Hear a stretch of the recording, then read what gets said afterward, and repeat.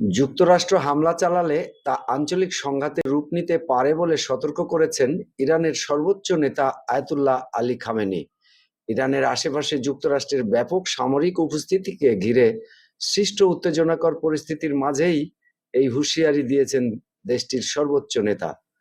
রোববার ইরানের রাষ্ট্রীয় সংবাদ মাধ্যমের খবরে জানা যায়, খামেনি বলেছেন, ট্রাম্প নিয়মিতই বলেন যে তিনি রণতরী এনেছেন।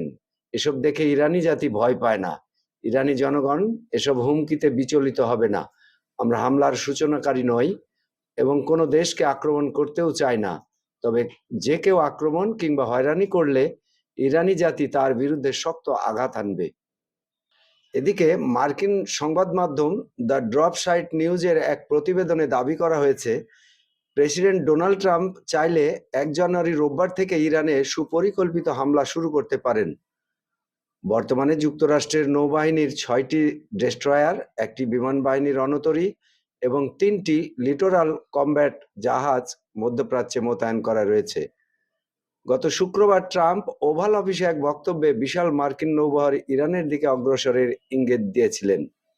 এই পরিস্থিতির গুরুত্ব অনুধাবন করে মধ্যপ্রাচ্যের আরব দেশগুলো এখন সর্বোচ্চ সতর্ক রয়েছে।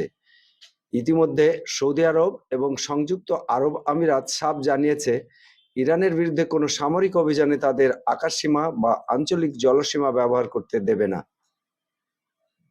একদিকে যুক্তরাষ্ট্র, ইরান ও তুরস্কের মধ্যে গোপন বৈঠকের মাধ্যমে যুদ্ধ ঠেকানোর চেষ্টা চলছে, অন্যদিকে ট্রাম্পের রণতরীগুলো ইরানের উপকূলের দিকে এগিয়ে আসায় মধ্যপ্রাচ্যের দেশগুলো এখন আগ্নেয়গিরির মুখে দাঁড়িয়েছে। সাইদুর রহমান, আন্তর্জাতিক ডেস্ক, নবরূপ টিভি।